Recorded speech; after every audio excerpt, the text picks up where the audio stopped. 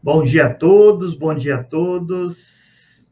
Bom dia a todos que está conosco aí nos quatro cantos do Brasil, bem como também em alguns países fora do Brasil. Hoje teremos aqui na sala 3 professor Marco Aurélio. Professor Marco Aurélio, eu particularmente conheci no EMAPEM, que a gente fez aqui em Tangará da Serra, é uma pessoa muito querida, sempre esteve presente com a gente aí, ao longo desse tempo, ao longo de alguns anos, em alguns eventos, em algumas parcerias, uma pessoa que eu particularmente considero uma pessoa muito bacana, uma pessoa muito gente fina, que tem muito a acrescentar aí. Vou enunciar a palestra, né? O professor Marco Aurélio hoje, ele vai estar com a gente na palestra de número 15, né? E o título da palestra é Projetos de Educação Financeira na Prática dos Professores que Ensinam Matemática na Educação Básica. Então, uma das coisas que eu sempre coloco, o professor Marco Aurélio também compactou com bastante coisas, né?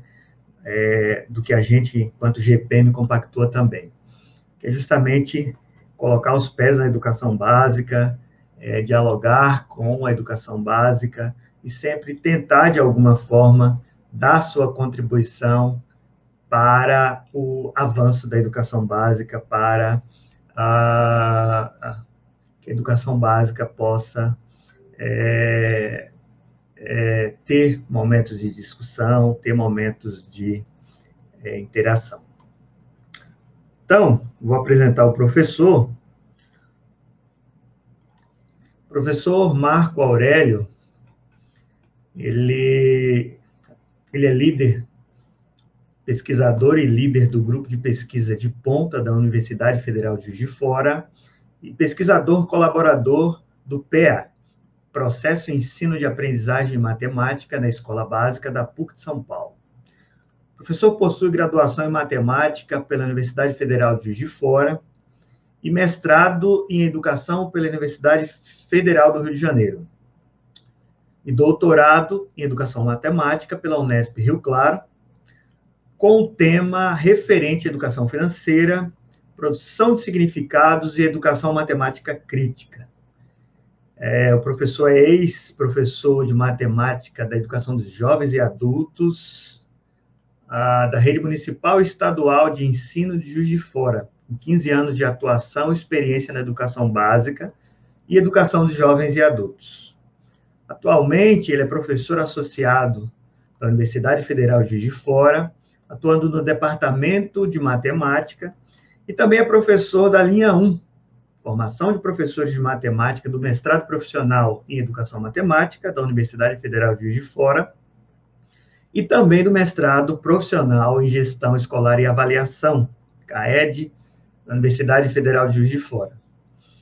O professor tem vasta experiência em educação básica, em educação matemática, com ênfase em avaliação de sistemas, instituições, planos e programas educacionais, currículo de matemática, educação financeira e tomada de decisões, avaliação da aprendizagem, análise de erros, análise de erro com artigos, né? E ensaios e resenha de vários periódicos nacionais e internacionais. Então, com vocês aí, eu convido o professor Marco Aurélio para estar presente com nós nesse momento. Bom dia, professor Marco Aurélio. Bom dia, professor Anselmo. Estou muito feliz de estar nessa manhã com vocês do Mato Grosso. Quero dar os parabéns ao GPM, da Unemate, e aí a você, ao Márcio Urel e toda a equipe, que é brilhante, que faz a educação matemática acontecer no Brasil. É o estado, acho, que tem mais eventos e se preocupa efetivamente com a educação básica, a formação de professores, com uma centena de projetos que vocês têm aí, que o Márcio lidera, né, e todo líder tem uma grande equipe, e vocês são a grande equipe do Márcio, então parabéns ao GPM por esse evento, e agradeço estar com vocês nesse evento, que para mim é o mais importante do ano. Eu fiquei esperando o ano inteiro o primeiro Enopen, e estou muito feliz de estar aqui. Foi o evento que eu mais esperei para participar, porque eu acredito muito nas ações e nos projetos que vocês vêm desenvolvendo na educação matemática. Então, parabéns. E já é um sucesso o evento desde ontem, e vai se consagrar hoje e amanhã, com certeza. Obrigado, professor. Vou deixar a palavra agora, o foco todo com você, e desde já te desejo uma boa palestra, uma boa fala, e logo depois a gente conversa de novo no final da palestra. Beleza? Maravilha. Então, bom dia a todos, pessoal, professores, professoras do Mato Grosso, de cidades que eu já visitei, né, que são cidades muito especiais para mim, Barra do Bugres, Tangará da Serra, e professores de todo o Brasil que estão no evento, e professoras que representam muito bem a profissão mais importante do Brasil hoje, ao lado dos profissionais da saúde, são os professores, né, que estão fazendo uma revolução na educação brasileira em períodos de pandemia, de muita restrição, né, de novas aprendizagens, de desafios, né, de incertezas. Isso faz parte da educação matemática e faz parte da educação matemática crítica, né? Essas incertezas, desafios, novos projetos que a gente tem que criar agora para se adaptar ao novo ensino, uma nova aprendizagem ou a novas aprendizagens, né, de forma remota, à distância, e quando tivermos vacina, né, presencial, quando for possível. O tema de hoje é um tema muito importante, né, eu acho que para todos, que é o tema de projetos, né, trabalhar por meio de projetos, que é fugir da sala de aula tradicional, é fugir do ensino tradicional vigente, né? Não que isso, o ensino, que tem muitas vezes maior foco na educação, né? Deveria ser um equilíbrio, ensino e aprendizagem, mas trabalhar por projetos, por exemplo, foi uma forma que eu consegui de dar aula, né? Como professor de matemática, eu fiz licenciatura em matemática, e todos sabem que na licenciatura há uma limitação, né? Você tem que, desde cedo, sair para dar aula, para aprender a dar aula, para aprender a preparar a aula e, sobretudo, para aprender a se preparar para uma aula, né?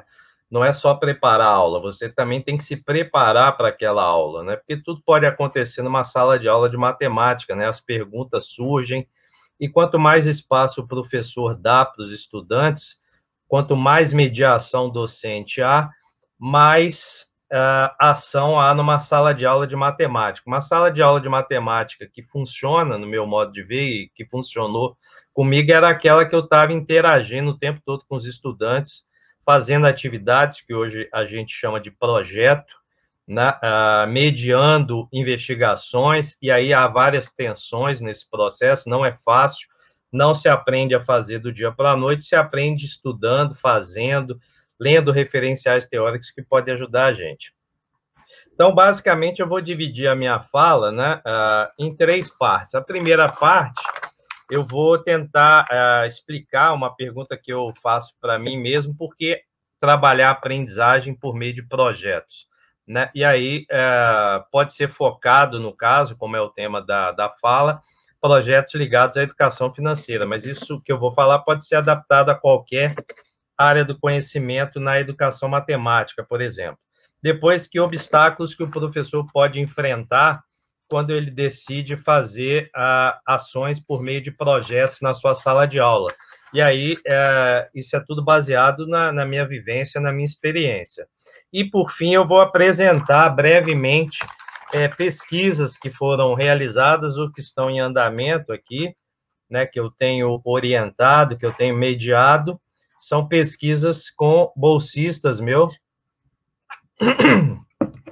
de iniciação científica, de mestrado ou de doutorado e que podem servir de mote, né, de motivação, de temática para outros professores fazerem em suas salas de aula.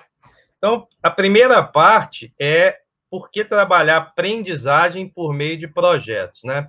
Então, aí você vê que nessa questão eu já tiro a palavra ensino, não porque ensino não seja importante, mas porque no meu modo de agir no ambiente de sala de aula ou fora da sala de aula, a gente aprende junto, né? Não há uma diretriz, eu vou ensinar e alguém vai aprender. Nós vamos aprendendo juntos. É muito mais difícil ser professor assim, né? Não digo que seja fácil chegar lá e ensinar, e os alunos copiam e reproduzem em folhas, e depois a gente corrige aquilo e dá uma nota. Isso também não é muito simples, né? Controlar uma turma muito heterogênea não é uma tarefa fácil do professor. A gente aprende com o tempo que nem deveria usar essa palavra controlar. Nós deveríamos vivenciar a educação de uma forma harmônica, né? Mas isso, no meu caso, ocorreu por meio de projetos. Eu tive que começar a fazer projetos, senão não conseguia dar aula, né? Turmas muito grandes, salas pequenas, uma diversidade muito grande de interesses, cultural, social, tanto na rede particular quanto na rede pública, e um desinteresse, muitas vezes, do que eu ia ensinar, né, por vários motivos, e aí eu comecei a tentar entender o que os alunos queriam, né, qual era a necessidade deles, quais eram os interesses, efetivamente, né, o que eles precisavam aprender de matemática para viver no ambiente que eles estavam residindo, trabalhando, o que eles precisavam no trabalho deles, efetivamente de matemática. E a educação de jovens e adultos, né, que eu fiquei 15 anos, me ajudou muito a didatizar os meus conhecimentos e a trabalhar com os estudantes, e aí o termo que eu usava era professor pesquisador, estudante pesquisador. Ou seja, a gente tinha que descobrir juntos como resolver problemas básicos, né, problemas simples, problemas do cotidiano, que são aqueles que efetivamente a gente usa a matemática para resolver, né? Por exemplo, como fazer um financiamento hoje, como calcular uma parcela, ver se tem juros embutidos, como tomar uma decisão utilizando conteúdos de matemática financeira, como entender os gráficos e a situação econômica que o país anda vivendo, como entender hoje o preço do arroz, feijão e óleo de soja que dispara o tempo todo, essa oscilação muito grande do dólar, né? Como que se pode influenciar a vida dos brasileiros. Então, eram temas que foram tratados e hoje são muito pertinentes, né, para que você possa possibilitar ao estudante desenvolvimento da materacia financeira, que é a utilização da matemática, né, ou ter habilidades e competências usando matemática para tomar decisões de cunho financeiro e econômicas no dia a dia, né?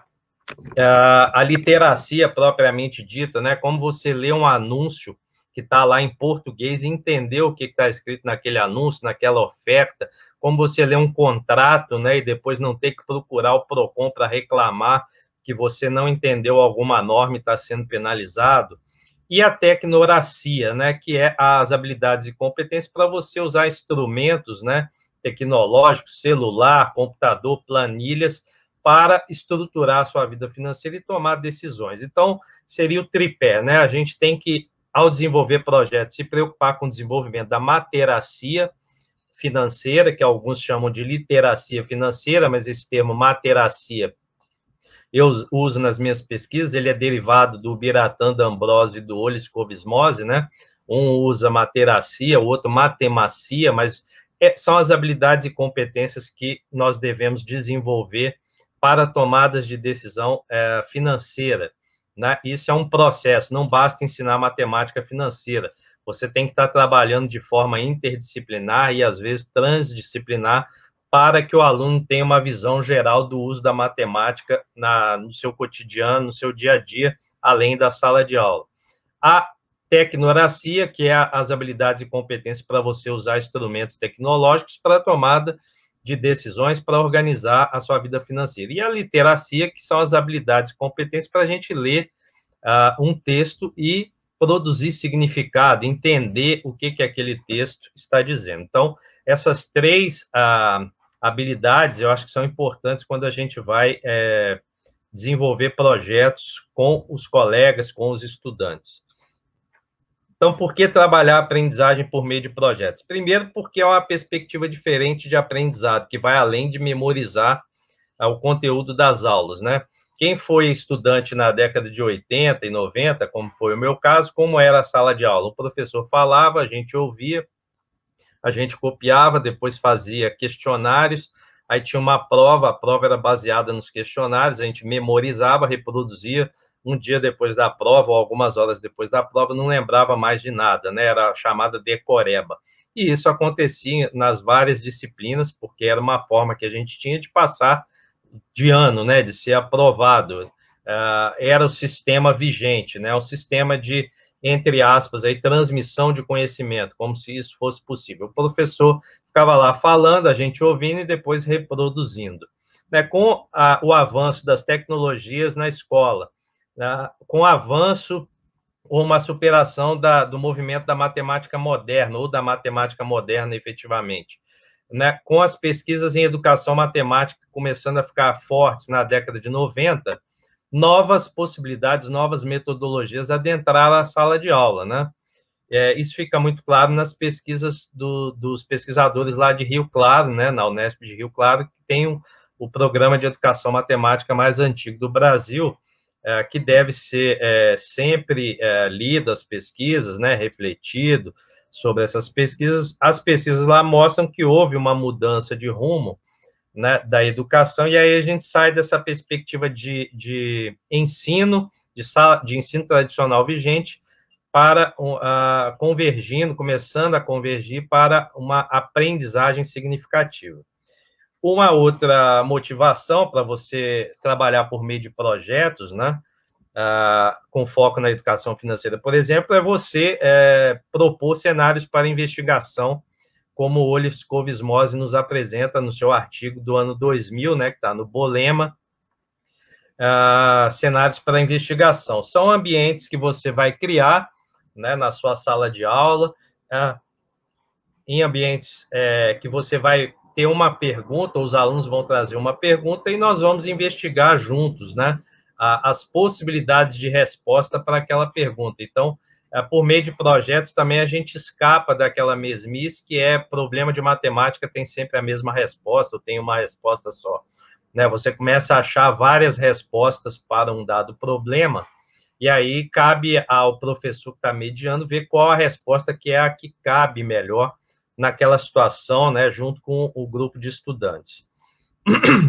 Uma outra possibilidade aí, porque trabalhar, uma outra justificativa, é a oportunidade de pesquisas interdisciplinares no contexto escolar, né, de forma presencial ou remota. Então, não é só a matemática que está ali no foco, né, você começa a se aproximar das outras disciplinas, a matemática e a história, a matemática e a geografia, a matemática e a biologia, a matemática e a filosofia, a matemática e a educação física, a matemática e a língua portuguesa, a matemática e a língua inglesa, de forma que você consiga atacar vários problemas, né, que envolvem contextos financeiros e econômicos, que as outras disciplinas podem te ajudar. A história pode te ajudar bastante a entender a evolução do sistema econômico, né?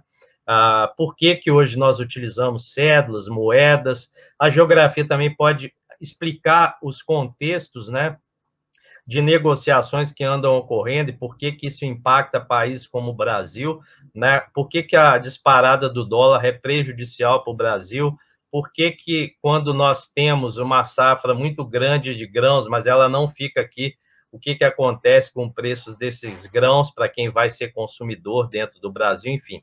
A geografia pode te ajudar nesse sentido. E as outras disciplinas também, a biologia, a entender, né, quais são os impactos financeiros e econômicos de uma pandemia que a gente anda vivendo, né, onde nós tivemos que mudar praticamente 100% da nossa vida para se adaptar a uma nova fase que a gente está vivendo, né, e aí a filosofia também pode entrar com muita teorização sobre o pensamento filosófico, sobre o pensamento econômico, sobre aqueles que construíram a base, né, da economia no mundo, enfim. A gente tem várias pesquisas que podem ser feitas de forma interdisciplinar, multidisciplinar, no contexto de sala de aula, seja ele presencial ou agora de forma remota, né, como anda ocorrendo as ações escolares.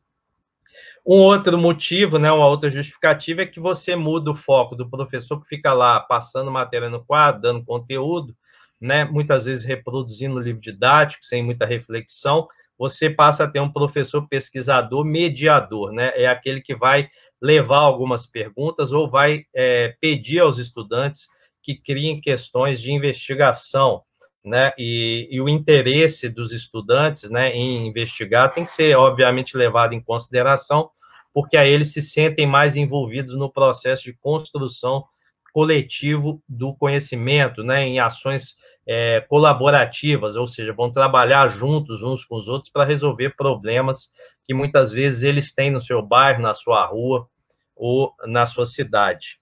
Né? Então, há a figura do professor pesquisador e os estudantes pesquisadores e investigadores. Né? O estudante para de ficar estático ali na carteira, sentado, e ele começa a trabalhar em células, né, diferentes dentro da sala de aula, fora da sala de aula, em ambientes virtuais de aprendizagem, como anda ocorrendo hoje nas várias disciplinas escolares. Né? Mais um ponto é o respeito à experiência discente, né? Ou seja, você passa a respeitar o conhecimento tácito do estudante, aquilo que ele traz, né, da sua história de vida, né, e tudo isso vai ser aproveitado no desenvolvimento do projeto, porque os estudantes não chegam como tábuas rasas na escola, eles trazem uma história de vida muito rica, eles trazem experiências, né, eles trazem alegrias, trazem tristezas, trazem desilusões, foram enganados quando compraram determinado produto, tiveram que pagar juros, contrataram um empréstimo e agora não sabe como que vai pagar, assinou um contrato sem lei, enfim. E, sobretudo, um respeito à história de vida desses estudantes, né? E aí o professor passa a vivenciar uma aprendizagem junto com essas histórias de vida, né? Outro ponto é a promoção do desenvolvimento, que eu já falei, né? Da materacia financeira, da tecnoracia e da literacia, efetivamente. Um outro ponto, a promoção da autonomia discente e da cidadania, né? Quando você trabalha com ações de projetos, o estudante se sente empoderado, né? Esse termo que ficou muito famoso nos últimos anos. Ele se sente habilitado, capacitado, motivado, encorajado a resolver um problema que muitas vezes ele mesmo trouxe para a sala de aula para problematizar com o professor e os seus colegas. Então, e quando nós nos sentimos empoderados, né, nós nos sentimos mais cidadãos, obviamente, mais participativos, né? Tivemos eleições no último domingo e é uma forma que a gente tem de mudar o nosso país de forma cidadã, é ir lá e votar em candidatos capacitados, que vão nos representar bem. Ou seja, envolver os estudantes, né, na ação é um grande passo e é o passo decisivo para a aprendizagem e para o desenvolvimento da autonomia e da cidadania.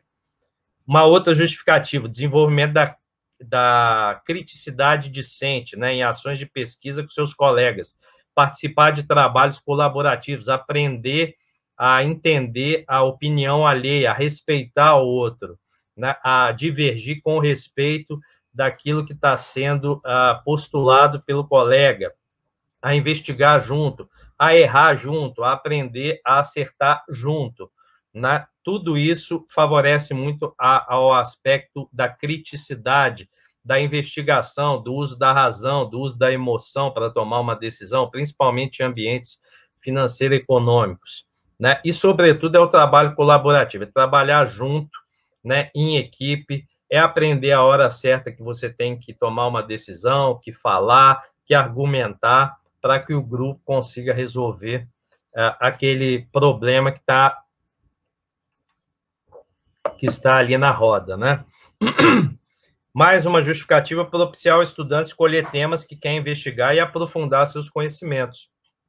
A realidade dos docentes, em geral, é muito diferente da realidade de muitos discentes, né? Então, os problemas financeiros e econômicos que eu tenho que resolver na minha vida geralmente são diferentes. Podem ter alguns que são muito comuns, como o que eu vou comprar no supermercado, eu vou parcelar um produto em quantas vezes, mas há problemas que são inerentes a cada contexto ali de bairro, de rua, de família, né? Então, os estudantes trazem muitos temas interessantes que a gente nunca pensou, né, para a sala, trazem perguntas, algumas a gente já pensou, do tipo, é mais viável financiar um bem ou guardar o dinheiro numa aplicação e daqui a alguns meses pagar à vista e aí ter uma gordurinha do dinheiro que sobrou? É mais viável alugar um imóvel ou financiar um imóvel? Eu devo comprar um título de capitalização ou eu devo guardar o dinheiro na poupança? Enfim, são várias questões que vêm, né? Eu devo fazer compra de uma vez só ou eu devo ir comprando aos poucos, fazendo pesquisa nos supermercados? Em período de pandemia está muito difícil ficar indo toda hora no mercado. Então, como é que eu faço o dimensionamento daquilo que eu vou comprar, né? O que é importante eu comprar para não estragar, para não produzir o tal lixo gelado, né? Aquele alimento que você deixa dentro da geladeira, não consome e ele é desperdiçado, ele é estragado, né? Isso já aconteceu várias vezes comigo, por falta de dimensionamento daquilo que a gente tem que efetivamente comprar, consumir e não desperdiçar, né? Então, tudo isso contribui muito para a maturidade dos estudantes e para a criticidade e cidadania desses estudantes, né? Possibilitar os estudantes aprenderem metodologia de pesquisa científica, né? Não é dar uma aula universitária de metodologia científica na sala de aula, não é nada disso, né? Muita gente nem suporta isso quando é adulto, imagine quando é mais jovem. É trabalhar os princípios, né, essenciais de como você faz uma investigação científica, né? E no momento que a gente anda vivendo, por exemplo, educar para discernir entre uma notícia verdadeira, uma fake news, é super importante, né? O que é notícia verdadeira hoje no Brasil e no mundo? O que é fake news? Você ter uma educação toda voltada para esse tipo de investigação já é um bom passo, porque se começa uma investigação acreditando em fake news, vai dar tudo errado, ou acreditando em casos particulares, né? Então, você tem que possibilitar aos estudantes conhecimento básico sobre metodologia de pesquisa científica, para ele saber o que é uma hipótese, como é que você faz um questionário online agora, como é que você trabalha alguns dados, né? Como é que você usa médias, como que a estatística pode te ajudar a tomar uma decisão, né? E aí você tem a educação estatística, literacia estatística, como que você usa a matemática financeira, né, de forma crítica para esmiuçar um problema, para saber resolver um problema efetivamente do dia a dia. Enfim, é importante que os estudantes tenham noções básicas de pesquisa científica, de metodologia de pesquisa científica, né? Outro ponto é descobrir que há diversas respostas para uma dada situação, problema. Isso, no contexto financeiro e econômico, é muito natural, né? Qual é a resposta do problema? Em matemática financeira, pode ser 5%.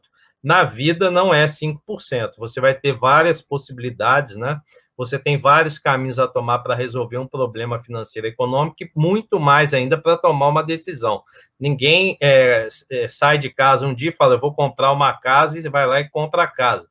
Você tem todo um preparo, né, para fazer, ou deveria ter, até tomar uma decisão concreta desse nível, né, que é uma decisão que muda a sua vida, né? Ou adquirir um carro, ou não ter carro, ou passar a alugar carro, ou andar de bicicleta, enfim.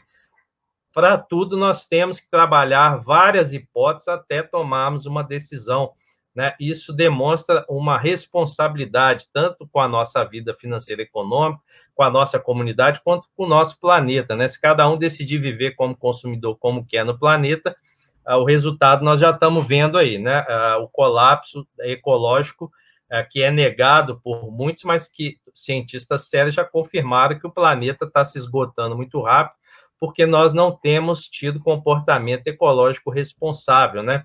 E aí eu indico 2 livros aí para quem quer começar a entender o que eu estou falando, desse pensador Ailton Krenak, né, que é doutor honoris causa aqui na Universidade Federal de Juiz de Fora, ele é do Vale do Rio Doce, aqui em Minas Gerais, numa área que foi devastada aí por uma grande empresa, né, que todos conhecemos, com o vazamento de uma barragem, que é reincidente, né, vive acontecendo, Ideias para Adiar o Fim do Mundo ou A Vida Não é Útil, né? São os dois livros importantes aí que eu acho que deveriam ser trabalhados hoje na sala de aula de matemática ou qualquer sala de aula de outras disciplinas, né?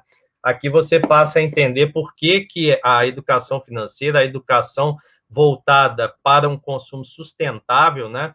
E passarmos a questionar esse capitalismo que nós andamos vivendo é necessário nos dias atuais. E isso, trabalhar em projetos, é um prato cheio, vai dar muito resultado bom, os estudantes vão ficar muito motivados e vão efetivamente aprender matemática. Mais um ponto, descobrir, bom, já falei, utilizar-se de conhecimentos matemáticos para resolver situações, problema de cunho financeiro e econômico, né? Então, você vai trabalhar função exponencial, você vai trabalhar função logarítmica, você vai trabalhar juros, você vai trabalhar taxas, você vai trabalhar diversas matrizes, enfim, tem muitos instrumentos matemáticos, né, que podem te ajudar a tomar boas decisões financeiras e econômicas, né? O professor tem que saber a matéria que ele vai ensinar, é óbvio, isso aí é óbvio, todo mundo já sabe. Agora, como ele vai problematizar aqueles conteúdos para os estudantes depois utilizarem, né, para resolver os seus problemas nos projetos que estão em andamento, aí é que é o passo decisivo aí da mediação docente.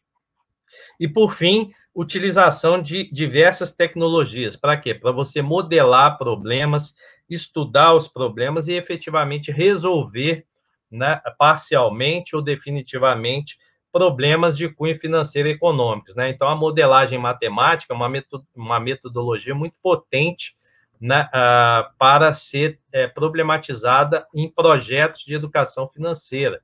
Você tem também o uso diverso de tecnologias, né, que vai desde o lápis, da borracha, do papel, das planilhas impressas até planilhas virtuais, celular, aplicativos, calculadoras de diversos tipos, né? O GeoGebra, que já há professores utilizando para resolver problemas financeiros e econômicos, modelar problemas financeiros e econômicos, enfim. Você tem uma gama de instrumentos e aí é adequar àquela comunidade que você está trabalhando, o que é possível utilizar de tecnologia no ambiente que está sendo propiciado ali o desenvolvimento do projeto. Então, esse foi a primeira fala que eu criei para conversar com vocês, que é por que trabalhar a aprendizagem por meio de projetos. Então, eu dei várias respostas possíveis, não são absolutas, são respostas que eu tenho me dado para continuar motivado a fazer projetos com os meus estudantes, agora, no momento, os bolsistas de iniciação científica ou os orientandos de mestrado ou de doutorado. Então, são essas as respostas que eu acho que eu tenho me dado, né, e que podem servir de motivação para quem quer desenvolver projetos na sala de aula. Que obstáculos que o professor pode enfrentar, né? Porque quando a gente fala assim, fazer projeto é assim, vai lá e tem essas possibilidades, mas aí, no cotidiano escolar, a gente sabe que tem vários obstáculos que a gente enfrenta para desenvolver projetos, ou para sair da aula expositiva, né? Para sair do tradicional, do ensino tradicional vigente. Tem obstáculos, né? Esses obstáculos muitas vezes irritam a gente que quer sair um pouco do roteiro, em vez de ir para o norte, começar a navegar para o sul, né? E esses obstáculos, primeiro, o professor tem que ser muito profissional nessa hora, ele tem que ser muito organizado, ele tem que apresentar um projeto para a direção, para a coordenação, para a supervisão muito bem feito, né? A ponto de que realmente reconheça-se o esforço daquele professor em realizar uma tarefa que não é nada trivial e muitas vezes nós não fomos preparados nas licenciaturas para desenvolver projetos, né? Hoje eu fui coordenador 4 anos do PIBID e reconheço, o PIBID é um grande projeto, né, institucional que possibilita aos estudantes de licenciatura ou a residência pedagógica também o desenvolvimento de projetos em sala de aula, de atividades diferentes, de atividades lúdicas, né, que saem do roteiro do ensino tradicional vigente. Mas na época que eu estudei, na década de 90, não tinha PIBID, a gente fazia ensaio, era meio que no modelo acerto e erro, né? A gente ia, fazia, via se dava certo, continuava fazendo. Se estava errado, parava de fazer. Hoje você tem os estágios, né? Você tem o PIBID, você tem pesquisas que estão sendo feitas em iniciação científica muito boas, né? Trabalhos de conclusão de curso que eu tenho acompanhado, orientado ou avaliado, que também trazem uma grande esperança, né, para as práticas docentes de matemática na sala de aula, nesse novo panorama que se abre aí num período pandemia e pós-pandemia. Mas que obstáculos que o professor pode enfrentar? Primeiro é o currículo. O currículo é um grande obstáculo se o professor continuar vendo o currículo como algo engessado, né? Algo impenetrável, algo imutável. Né? Então, a aula expositiva, teste, prova e cumprir ementa, que muitas vezes está desconectada com a realidade discente, atrapalha muito, é um grande obstáculo e vai impossibilitar a aplicação, né, a criação e a execução de projetos. Né? Então, se o currículo continuar do jeito que está de matemática, né, que, na minha visão, super inchado, você prepara um estudante, né? As escolas preparam 14, 15 anos para fazer o Enem, depois o estudante entra na universidade, não sabe fazer uma regra de 3, isso na área de ciências exatas, né? Ou lê uma informação e não consegue decodificar, produzir significados sobre aquele texto, então o que ficou fazendo 15 anos na escola? Então nós precisamos de fazer uma reflexão, a escola do século 21 é a escola ainda, em boa parte do Brasil, medieval, né? A escola do século XV, XVI e XVII. Então, esse currículo engessado atrapalha muito. Segundo, o conservadorismo e crença de que basta ensinar que os estudantes vão aprender. Né? Não é verdade. Né? O ensino é garantido, a aprendizagem não é. Você pode ir lá, ensinar, e o estudante efetivamente não produzir significado sobre aquilo e não aprender. Está aqui o meu gato que está aqui atrás, o Didi, ó. Eu posso ensinar para ele alemão, né? Eu estudo alemão, vou ensinar para ele alemão. Ele fica ali quietinho, olha, ele está ali quietinho, ele gosta, ele, né, adora ouvir frases, palavras em alemão. Quer dizer que ele aprende alemão? Não. Então, eu estou dando um exemplo aí felino, mas muitas vezes, infantil, muitas vezes os professores agem assim, eu vou lá, dei uma ótima aula online, então, os estudantes não obrigatoriamente vão aprender. Então, o conservadorismo e uma crença de que basta ensinar, ele atrapalha muito, né? São obstáculos também que podem atrapalhar a prática de projetos. O professor como centro e detentor do conhecimento. Parece que eu estou falando de algo inacreditável, mas muitos professores ainda acham que são aqueles que têm o máximo conhecimento, porque estudaram mais do que os estudantes. É óbvio que nós estudamos mais do que os estudantes. Agora, as perguntas que eles fazem são de realidades diferentes das nossas e trazem um conhecimento diferente, né? Os estudantes têm outros conhecimentos, como nós temos os nossos conhecimentos. Então, é preciso que a gente desça, né, dessa torre de marfim, que muitas vezes muitos professores vivem, e eu já vivi, a gente desce ali do palco para está com a plateia, né, que são os nossos estudantes, que é o nosso público, que é a nossa razão, efetivamente, de estar ali, né? Um outro ponto, né, que é um obstáculo, é o desconhecimento docente ou formação inicial baseada em aulas expositivas e atividades burocráticas, né? Como foi a minha licenciatura. Eu passei a minha licenciatura, né, 4 anos e meio em silêncio, não falava nada, não perguntava nada, não respondia nada, porque não havia abertura dos professores para participação em sala de aula. Eles davam ótimas aulas, né, muito bem feitas as aulas, uma didática em geral muito boa, mas num espaço de 50, 100 minutos eu não conseguia entender muita coisa que era falada ali. Ou seja, tinha um bom ensino, mas não tinha uma aprendizagem efetiva da minha parte. Então, eu precisava ir horas e horas fora da sala de aula para tentar entender o que estava sendo problematizado. Né? O excesso de aulas expositivas, quando nós deveríamos estar fazendo, né, rodas de conversa para problematizar soluções para problemas importantes que frequentam a nossa vida. Né? Se nós tivéssemos feito isso antes na escola, não estaria essas incertezas tão grandes, inseguranças, num período, por exemplo, de pandemia, onde nós tivemos que nos adaptar porque a aula expositiva não funciona mais. Né? Em ambientes online, o estudante desliga a câmera, desliga o microfone e a gente perde o controle sobre o que está acontecendo naquela sala de aula. Se você não pedir e muitas vezes obrigar para ligar a câmera, a gente está ali falando, né, num oásis, num deserto, a gente não tem retorno muitas vezes. Então, se nós tivéssemos seguido Paulo Freire bem antes da pandemia, né, praticado os ensinamentos do nosso patrono da educação e outros, né, que estão aí na educação matemática, já com pesquisas consolidadas, ou seja, se a formação de professores, né, que hoje eu uso outro termo, transformação de professores, tivesse ocorrendo efetivamente, hoje nós não estaríamos caminhando numa camada de gelo tão fina, né, não estaríamos tão inseguros caminhando na neblina. Mas nós vamos superar isso com criatividade, com competência e com projetos, efetivamente. Limitações impostas nos ambientes escolares, né, seja de espaço, tem escola que não tem quadra, não tem laboratório, não tem biblioteca, isso é a maioria no Brasil, né, por incrível que pareça, boa parte das escolas não tem espaços para desenvolvimento de atividades fora da sala de aula, ou muitas vezes limitações impostas pela própria direção e a coordenação escolar, que fica obrigando os professores a dar aulas para preparar para avaliações em larga escala.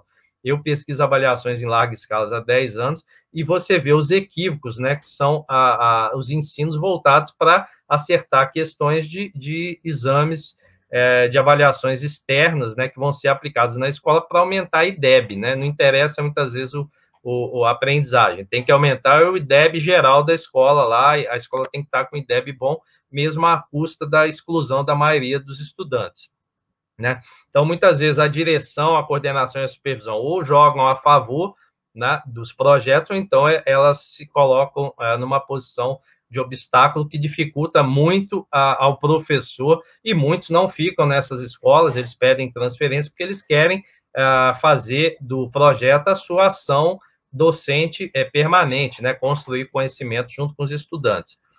Um outro penúltimo ponto é a imposição do cumprimento do livro didático, né? Nós precisamos urgentemente de uma revisão dos livros didáticos no Brasil. Há livros didáticos com erros conceituais, há livros didáticos com conceitos financeiros e econômicos equivocados, com preconceito, com uma inadequação total vocabular, né, com graves exclusões, microagressões, microexclusões, livros didáticos ainda medievais, né? Nós precisamos rever, e aí a figura dos educadores matemáticos é importante para produzir cada vez mais livros didáticos que estejam conectados à realidade que a gente vai viver agora, né, daqui para frente, que é a realidade da sala de aula invertida, do ensino híbrido, da aprendizagem baseada em problemas, dos cenários para investigação, e os livros didáticos boa parte deles vai totalmente na direção contrária a isso que eu estou falando, né?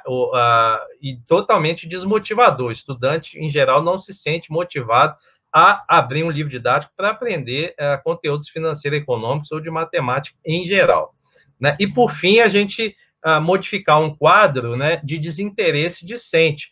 Ano após ano, os estudantes vêm cada vez mais se desinteressando mais do ambiente escolar, da matemática. Por quê? Porque não é atrativo, né? Simplesmente não atrai atenção. Não que tudo tenha que ser feito com efeitos especiais, mas nada também ser feito com efeitos especiais não dá. Os estudantes têm que ser entendidos, têm que ser analisados a demanda, o que é urgente para esses estudantes aprenderem, né? E como isso vai ajudá-los a viver e a sobreviver em vários contextos, inclusive financeiro e econômicos, no século XXI, né? Bom, esses são os obstáculos que eu vejo atualmente, e o obstáculo que eu não falei é realmente da formação inicial e continuada de professores. Eu acho que esse termo formação inicial, formação continuada, tem que ser modificado. José Pacheco, ex-diretor da Escola da Ponte, numa das leituras que eu fiz de um dos últimos livros dele, ele fala, primeiro, muitas vezes acha-se que estamos fazendo inovação nas escolas, não estamos, e a formação de professores hoje no Brasil, na visão do José Pacheco, que eu compartilho, ela está muito complicada, né? Ela está muito fragilizada, muito conservadora. Nós precisamos de uma transformação de professores nas licenciaturas, colocando os professores efetivamente para trabalhar em cenários para investigação já dentro das disciplinas da licenciatura, né? Não é esperar ir para o PIBIT para aprender como é que funciona, não é esperar ir para a sala de aula para quebrar a cabeça, como foi a minha geração. Nós precisamos modificar as licenciaturas no Brasil, que são muito conservadoras, excesso de disciplinas, excesso de ementas, de conteúdos que efetivamente não têm aplicação para a educação básica imediata, poderiam estar problematizadas num mestrado, num doutorado, num curso de especialização, estão lá complicando a licenciatura. E aí a gente fala que está havendo formação de professores. Eu concordo com o José Pacheco que, no momento, em boa parte do Brasil, há uma deformação de professores. Né? Os professores continuam saindo despreparados, inseguros, sem usar muitas tecnologias, sem saber como construir um plano de trabalho na escola, um projeto de investigação, como fazer modelagem matemática na sala de aula, enfim. Para encerrar minha fala, eu gostaria de destacar alguns projetos que a gente anda fazendo aqui na UFJF, no grupo que eu coordeno, né, com meus bolsistas do Pesquisa de Ponto UFJF. E aí a gente tem, por exemplo, produção de vídeos educativos, né, de educação financeira. Esses vídeos foram inspirados nos vídeos que a gente assistiu, que são produzidos no Festival de Vídeos lá da Unesp, que o professor Marcelo Borba coordena esse festival de vídeos já há alguns anos e faz pesquisa. Com a pandemia, nós tivemos que mudar todas as nossas práticas presenciais para virtuais, e aí começamos a fazer vídeos que estão lá no canal do YouTube, Pesquisa de Ponto UFJF, vocês podem entrar lá no canal, só digitar no YouTube, Pesquisa de Ponto UFJF, e aí você vai ter acesso a mais de 60 vídeos, né? Como sobreviver, como usar a educação financeira na pandemia, por exemplo. A Gabriela Benetello, Davi Fiuza, Mirelle Maria e a Taionara do Patrocínio são bolsistas que têm trabalhado comigo nesse projeto. Né? Nós fizemos projeto de educação financeira e direitos do consumidor, temos feito oficinas de educação financeira escolar, né, online, eram presenciais, agora são online. Núcleos de educação financeira popular na UFJF, né, que nós temos atualmente o maior curso de educação financeira popular do Brasil, está no canal 1milhãocom30.nefip, né? Se você tiver dúvida, só me mandar um e-mail, né? O meu sobrenome, kisteman1972@gmail.com. Você pode participar desse curso de educação financeira e investimentos gratuito online e depois trabalhar temas na sua sala de aula com seus estudantes, né? E o tema de investimentos é um tema que a minha geração não aprendeu e que a geração atual precisa aprender, porque vai ser decisivo na sua vida financeira futura, né? A escola ainda não entendeu que tem que trabalhar educação financeira, empreendedorismo cidadão e investimentos para os jovens o mais cedo possível. O Brasil é o país que tem menos pessoas poupando dinheiro no mundo, né? E aí isso mostra por que a gente passa tanta dificuldade financeira em períodos de pandemia, além de uma desigualdade social muito grande, uma pobreza muito grande, governantes incompetentes, nós ainda temos, né, uma baixa literacia financeira da nossa população.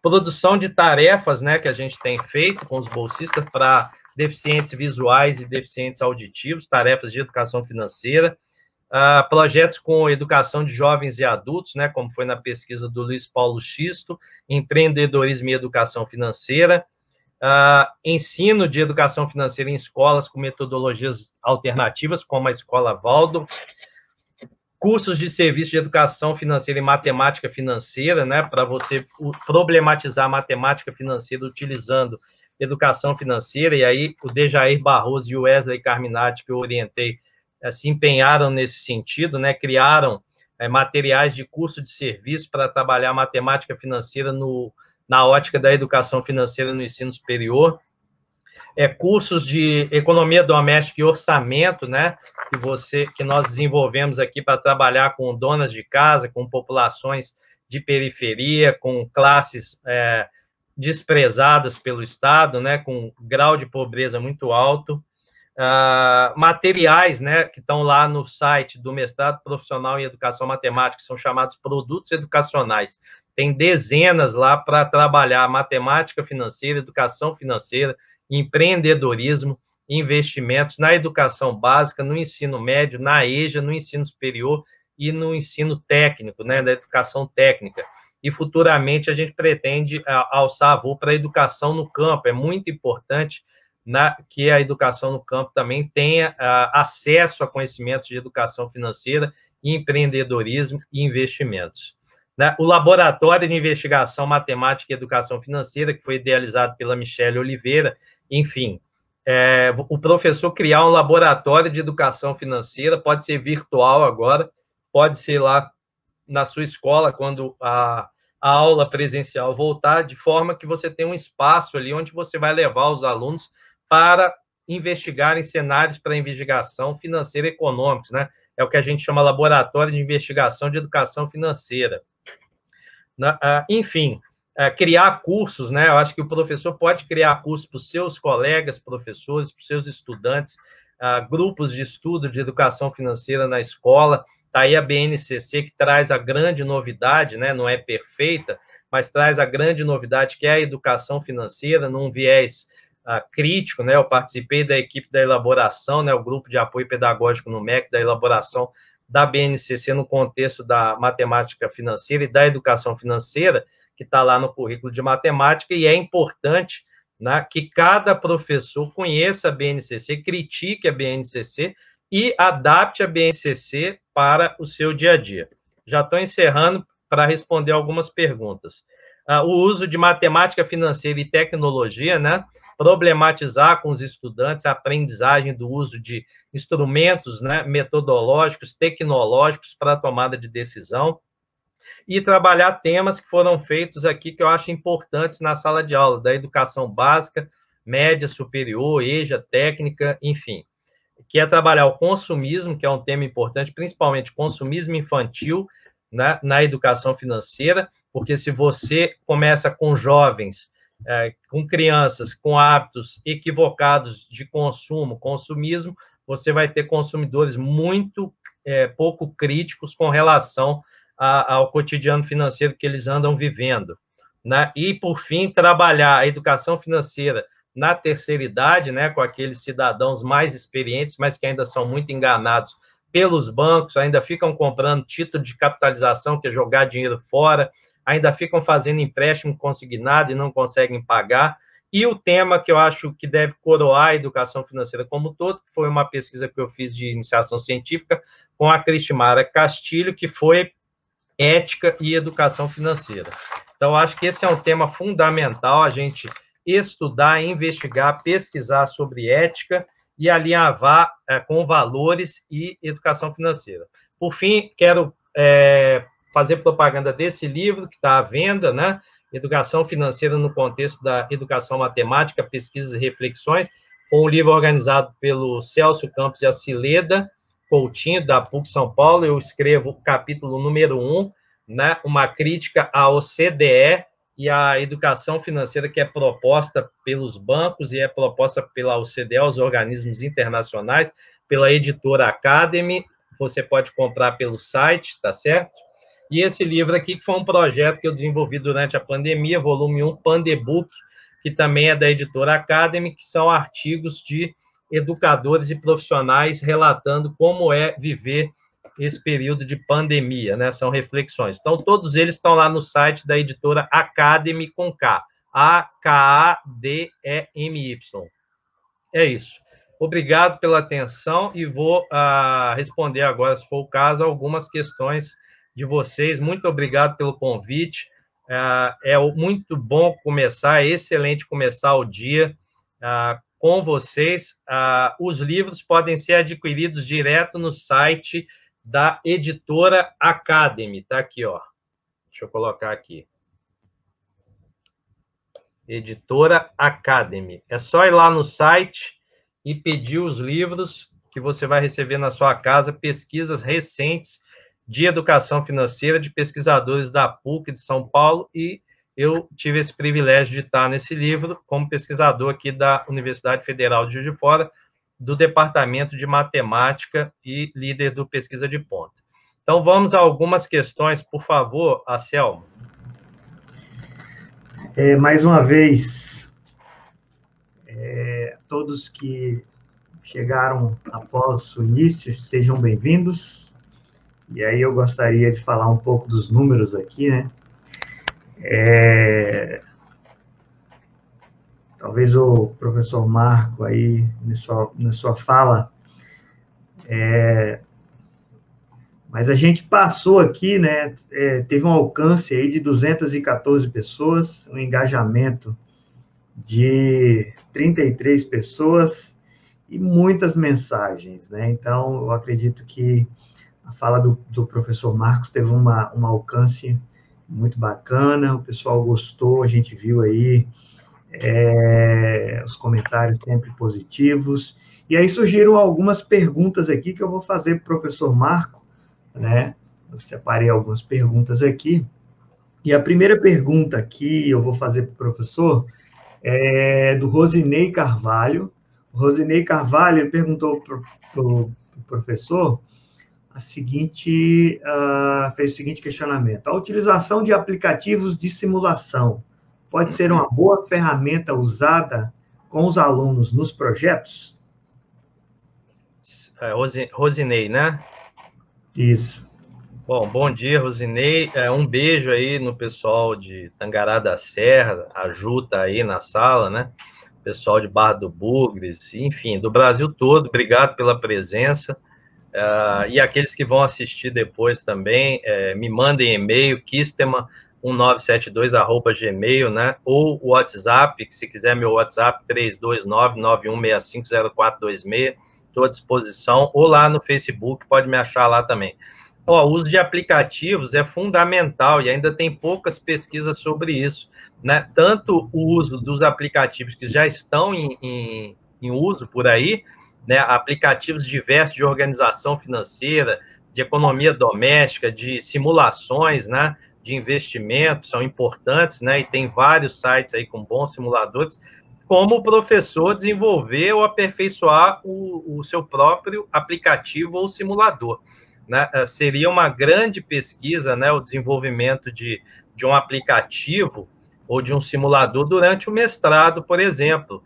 Muito importante para os estudantes, inclusive, aprenderem a como fazer isso junto com o professor. Não só o professor fazer para os estudantes, mas fazer com os estudantes.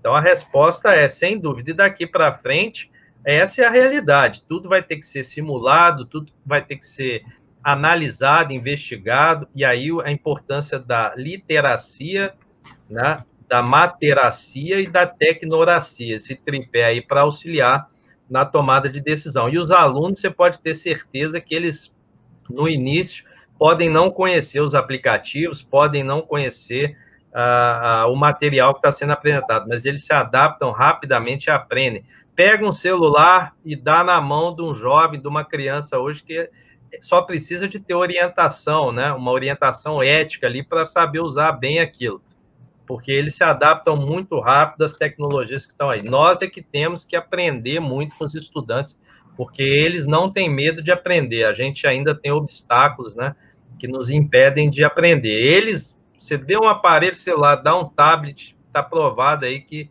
é só ter uma orientação ética que vai dar tudo certo. Temos um comentário aqui da professora Cida, né? Cida Rodrigues. Eu, como professora formada pela instituição pública, Unemat, tenho optado por aulas diferenciadas como estas. Já trabalhei com meus alunos no Ensino Fundamental 2 e fiz uma feira de trocas, matemática financeira, e o projeto foi sensacional. Os alunos envolveram-se tanto que passamos da hora de ir embora e fui pela primeira vez para casa com a sensação de realização. Essa coisa de trabalho por projeto sempre, às vezes, deixa o professor e os alunos com uma motivação maior, né, Marco? É a pergunta da Cida, né? É um comentário dela. Sim, sem dúvida, a Selmo, Cida e demais. Esse depoimento é aquilo que a gente espera que todos os professores deem nesse período pandemia, pós-pandemia, tá certo? Mudar a sala de aula anterior à pandemia estava falida, estava errada, já ninguém aguentava. Pelo menos eu falo por experiência própria, os estudantes, boa parte que eu estou em coordenações, acompanhava os estudantes, eles iam às aulas para responder presente, ou nem iam, né? estava muito no piloto automático. Eu acho que é lamentável essa pandemia, nós temos que lamentar mais de 165 mil óbitos no Brasil, né, de brasileiros, e muito devido à irresponsabilidade das autoridades do país, que não tem governo, né? No momento o Brasil está à deriva, e cada um tem que cuidar do seu espaço, da sua família e de si. Agora, esse é um depoimento que vai ser frequente quando o professor opta por sair do norte, só ir para o norte. Quando ele começa a ir para o sul, para o leste, para o oeste, dá as mãos para os estudantes, né, agora virtualmente, e o estudante não quer parar de fazer o projeto, ele se sente envolvido, ele se sente motivado, ele se sente respeitado, né? É fácil fazer? Não é fácil, por isso que dar aula expositiva é ainda muito frequente. Vai lá, fica lá. Mesmo online, tem gente dando a mesma aula que dava presencialmente, né? É uma esquizofrenia isso que a gente vive. Como que consegue? Ninguém liga a câmera mesmo, ninguém liga o microfone. Agora, ou a minoria, né, liga. Agora, trabalhar com projetos faz o professor se sentir mais motivado, nos obriga a aprender assuntos que a gente não domina, que os estudantes trazem de outras áreas, por isso a importância da gente trabalhar de forma interdisciplinar. O professor tem que ser humilde e reconhecer que ele não sabe algo, que não é da alçada dele, e trabalhar junto de forma colaborativa com o colega, né? A gente precisa se unir para ficar mais forte. Aí a nossa classe no Brasil vai ser respeitada como deveria já estar sendo respeitada há muito tempo, né? Mas, sem dúvida, trabalhar com o projeto é o oxigênio que a gente precisa para continuar. Chegou uma pergunta aqui, que é a típica pergunta quando se fala em educação financeira. Da Lânia Roberta Santana. Ela diz: bom dia, professor. Existe uma relação entre educação financeira e matemática financeira? Como ensinar educação financeira no ensino fundamental? Existe. A gente só tem que tomar cuidado em achar, e isso sempre acontece, quando eu chego nas escolas para fazer projetos, né, de educação financeira, muita gente chega perto de mim e fala assim: você veio ensinar matemática financeira, né? Não, se fosse para isso eu não viria. Já tem professor na escola que é capaz de ensinar matemática financeira, né, de vários níveis. Quando você vai, né, para expor uma ideia, as pessoas confundem. Matemática financeira é um bom conhecimento para você propiciar a educação financeira para o estudante, mas não é a educação financeira. A educação financeira é um universo onde você vai trabalhar temas financeiros, econômicos, sociais, culturais, políticos, religiosos, né? Porque tem dinheiro no meio religioso, no meio político, enfim. É um tema que você vai convidar os estudantes a refletirem sobre consumo, consumismo, a fazer continhas, né, para ver se tem juro embutido, se vale a pena fazer um financiamento ou guardar o dinheiro. Agora, a matemática financeira, ela pode ajudar a tomar algumas decisões, mas eu gosto de dar um exemplo dos nossos avós e bisavós. Eles não frequentaram escola, ou pouco tempo na escola, eles não aprenderam matemática, né, como a gente aprende hoje, e eles não tinham dívidas, entendeu? Muita gente diz que é porque naquela época não tinha cartão de crédito, mas tinha empréstimo, tá certo? Tinha fiador, tinha a pessoa que empresta dinheiro a juros, né? Enfim, eram microbancos, né? Vamos dizer assim, eram bancos de uma pessoa só. Hoje você tem uma gama de produtos financeiros, você tem cartão de crédito, cartão de débito, tem o Pix, que está surgindo agora, a nova modalidade de pagamento, que as pessoas ainda não estão entendendo o que é, mas é importante. De qualquer forma, a educação financeira, ela tem que ser problematizada inicialmente na família, né? Eu acho que a gente tem que conversar em família sobre dinheiro, sobre crise, sobre, olha, está gastando muita água, muita luz, vamos reduzir, o planeta não aguenta, vamos parar de comer alimentos que fazem mal para nosso organismo. Isso tudo está dentro da organização financeira, da educação financeira. E depois pular para a escola, tá certo? Eu acho que em família a gente tem que conversar sobre temas financeiros o tempo todo, porque essa é a realidade que as pessoas vão viver na vida, né? Ninguém consegue viver sem dinheiro, ninguém consegue pagar as contas com sonho, com alegria. É importante ser alegre, mas você também tem que economizar para ter dinheiro, senão, além de não ser alegre, você vai ficar doente em termos mentais, de saúde mental. Como é que você começa a trabalhar a educação financeira? Você tem que conhecer o seu ambiente escolar. O que os estudantes precisam ali naquele ambiente? Você tem o autoconhecimento e o conhecimento do próximo. O que eu preciso, né, para a minha vida financeira ser equilibrada? É isso que a gente fala lá no curso, Educação Financeira e Investimentos, né, que está lá no site 1milhão30.com/NEFIP, NEFIP. A gente trabalha temas da linguagem popular. O que é importante hoje para os estudantes saberem de educação financeira? O primeiro passo é respeitar o meio ambiente, é se autorrespeitar, é se autoconhecer, é ter ética, é tomar decisões, é não achar que o dinheiro que não é seu, é trabalhar valores. Ou seja, você não precisa começar a trabalhar juros, taxas, nada disso. Você pode começar trabalhando temas da ética, temas de valores, temas de sustentabilidade, que isso é educação financeira, né? E com o tempo você vai incrementando aí os projetos que você vai desenvolvendo, né? E aí incorporando conteúdos e conceitos de matemática financeira.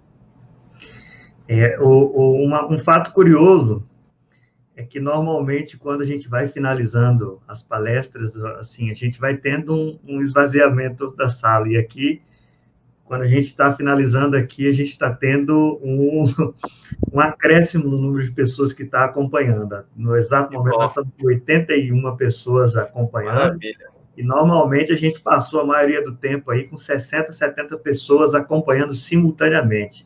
Então, acredito que a quantidade de pessoas que essa sala alcançou foi muito grande, até pela qualidade do papo, né? A qualidade do papo é muito satisfatória. E eu tenho mais uma pergunta, sei que não vai dar para fazer todas as perguntas, pessoal. Tem uma aí que eu li, eu posso falar antes de você falar isso, se você me permitir. Foi da Ju Tangará. Ela falou sobre a BNCC, né, e os itinerários de formação de professores. A BNCC, gente, é o seguinte, é um documento, tem as suas qualidades? Tem. É uma inovação, é um avanço em relação aos PCNs? Sem dúvida, né? A gente precisava de um documento, eu não digo um novo documento, mas um documento que possibilitasse olhares sobre o que está acontecendo no século XXI, e os PCNs já não davam mais conta, embora eu acho que os PCNs a gente nem chegou a executar efetivamente, tá certo? Muita coisa ficou não executada ou subaproveitada. De qualquer forma, no tocante à educação financeira e os PCNs, é um bom documento. Ele não é perfeito, ele não está completo, mas as diretrizes básicas, a BNCC é um documento com diretrizes, né? Cada professor tem que adaptar para a sua realidade, não é seguir, não é algo determinado, finalizado, né? E a gente lembra as falas do Paulo Freire. Nós estamos condicionados, mas não somos determinados. A gente precisa ter autonomia, tem que ter sensibilidade, né? Tem que ter responsabilidade, tem que ter a criticidade para ler um documento e adaptar para o nosso contexto, tá certo? Então, a BNCC não é só criar a BNCC e pronto, os problemas da educação brasileira estão resolvidos. Quem vai resolver os problemas da educação brasileira são os educadores fazendo projetos com os educandos, tá certo? A esperança está na nossa classe. Quem vai mudar o Brasil são os professores. Não tem a ilusão que são empresários, que são banqueiros, que são políticos. Esse pessoal aí tem outras funções. Quem vai mudar o nosso país são os professores. Então, as diretrizes que estão na BNCC, elas são diretrizes. Você tem que adaptar para o seu contexto sociocultural, político, religioso, escolar, enfim. Não pode ser um documento estanque, tá certo? Então, precisa do professor, da reflexão docente. É isso, por favor. A última pergunta que eu vou dirigir, Marco, é da Marilene Adir de Souza. Bom dia, professor. Você considera necessário acrescentar a disciplina de matemática financeira ao currículo, ou a sugestão é trabalhar as habilidades necessárias, perpassando todas as áreas do conhecimento? Marilene, né? Isso. Bom dia, Marilene. Eu não acho que matemática financeira tem que ser disciplina, como eu acho que educação religiosa não tem que ser disciplina, nem educação sexual, nem educação nenhuma, tá certo? Tem que mais disciplina, né? Justamente o contrário. A gente não precisa mais uma disciplina, mais burocracia, mais nota, mais pró. O que nós precisamos tem a disciplina de matemática. Essa não vai ser retirada do currículo, é óbvio, né? Como a de língua portuguesa não vai, como a de ciências não vai, enfim. As disciplinas já estão aí. O que a gente precisa é ter um tema, né? Eu trabalhei numa escola pública aqui, né? Meu primeiro emprego na rede pública, concursado na prefeitura. Todo ano a escola escolhia um tema. Teve um ano que foi Carlos Drummond de Andrade, né? Um dos maiores poetas do mundo, brasileiro, mineiro, né? E todas as disciplinas tinham que trabalhar em torno do Carlos Drummond de Andrade. Eu estava entrando na educação básica na prefeitura, eu nunca tinha lido o Carlos Drummond de Andrade, né? A não ser um ou dois poemas para o vestibular na época, da época não tinha Enem, quando eu fiz era vestibular, e eu não tinha a mínima noção como que eu ia trabalhar Carlos Drummond de Andrade na disciplina de matemática. Quer dizer que tinha que criar uma outra disciplina para entender o Drummond? Não, já tinha literatura, né, e o português. Aí nós trabalhávamos de forma interdisciplinar, nós nos reuníamos e eu falava, como é que eu posso trabalhar uma poesia em matemática? Né? E algum tempo depois, umas 2 semanas depois, eu descobri uma poesia do Milor Fernandes, que chama Poesia Matemática. Né? Essa poesia matemática conta uma história de romance envolvendo objetos matemáticos. Se você quiser acessar, a gente usa isso nas escolas, nos projetos nossos de escola. Poesia Matemática do Milor, né? Milor Fernandes. É uma história de amor envolvendo matemática. E aí eu entendi que eu poderia utilizar poesia, os alunos poderiam construir, por exemplo, poesias envolvendo temas que a gente estava trabalhando em matemática. Então, não precisa de uma nova disciplina chamada educação financeira. Por quê? Senão vai virar disciplina, aí vai ter que ter prova, aí vai ter que ter nota, os alunos não vão se sentir motivados. O que você tem que ter? O professor de matemática se capacitar, se habilitar, ler artigo, ler livro, desenvolver o seu estilo, né? De como ser professor e trabalhar materacia financeira, tecnoracia financeira e literacia financeira, e ele criar seus próprios materiais a partir do que tem na Estratégia Nacional de Educação Financeira, a ENEF, ler a BNCC e conversar com aqueles que estão fazendo pesquisa em educação financeira no Brasil, né, que tem gente aqui em Minas Gerais, tem pesquisadores em Minas Gerais, tem no Pernambuco, tem no Mato Grosso, tem no Rio de Janeiro, tem no sul do país, tem no norte, tem no nordeste, enfim. Tem vários núcleos que estão surgindo de educação financeira há algum tempo, eu estou em um deles, que em breve nós teremos novidades, né, para os professores, enfim.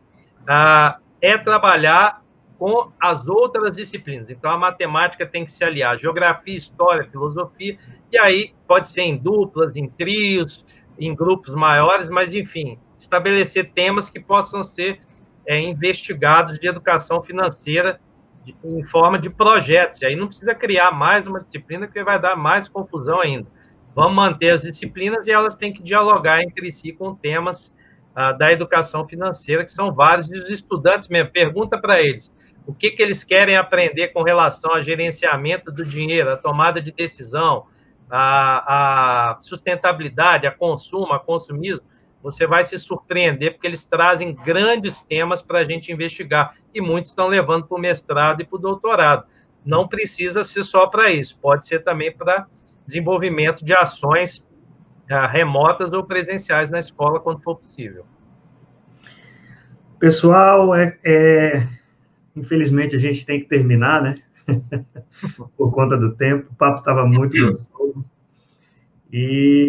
Mas o professor Marco deixou os contatos dele aí. Qualquer coisa, faça um contato com o professor, estreite essa distância e comunique-se diretamente com ele, que eu acho que é uma pessoa que tem muito a contribuir com a sala de aula, muito a contribuir com os professores que estão na educação básica, que estão não só na educação básica, mas no ensino superior, em todas as fases da educação. Professor, a gente teve aí, quase 600 pessoas alcançadas, 310 engajamentos, 220 mensagens, então são números bastante expressivos e que indicam que o papo estava gostoso, o papo estava bom, né? Muitas perguntas ficaram sem assim, direcionamento por conta do tempo. Mas agradeço a sua disposição de estar participando com a gente, né? Foi um prazer enorme tê-lo aqui nesse momento e, com certeza, né, eu acredito que podemos aí, no momento pós-pandemia, né, estarmos presentes pessoalmente em outros eventos, não necessariamente precisa ter um evento, né, mas a gente poder ter uma conversa, uma discussão, e sempre que você está aqui com a gente é um grande motivo para a gente conversar e a gente fazer uma interação, porque sempre o papo é muito, muito gostoso, né. Então, muito obrigado, professor. Vou deixar aqui só para suas considerações finais e a gente fecha mais essa. Perfeito, Anselmo. Bom, eu estou muito feliz e parabenizo você, a organização do evento, você pela condução, né, da tarefa de hoje, foi a gente se encontrar aqui para bater um papo. Ao GPM, né, meus parabéns, vocês estão de parabéns, é o grupo que a gente quer, né, que a educação matemática brilhe no Brasil, né, é um exemplo de grupo, de organização. Um abraço para todos, não vou falar o nome de todos, mas você, né, o Anselmo, o Márcio Urel, que é um grande amigo meu também, um grande irmão.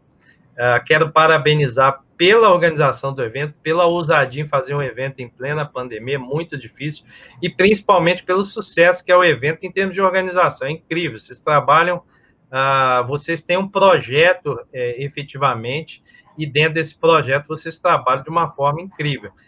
Parabéns aos professores e professoras que estiveram aqui hoje, né? Quem quiser se comunicar comigo, tá aí os contatos que eu deixei. Pode me achar lá no Facebook também, ou no Instagram.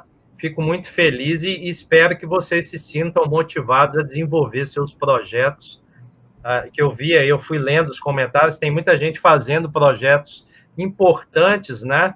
Com uma simplicidade muito grande, como deve ser, que aí os alunos se apaixonam para voos mais altos, muita gente narrando aí projetos de educação financeira que foram feitos, estão sendo feitos, continuem, sintam-se ousados e transformem-se como professores, né? Durante esse período de pandemia é muito difícil, vamos fazer a nossa transformação de professores, mudar o nosso rumo, vamos para o Sul, vamos valorizar as nossas origens e vamos valorizar os conhecimentos dos nossos estudantes. Um beijo e desejo tudo de bom para vocês, um ótimo evento.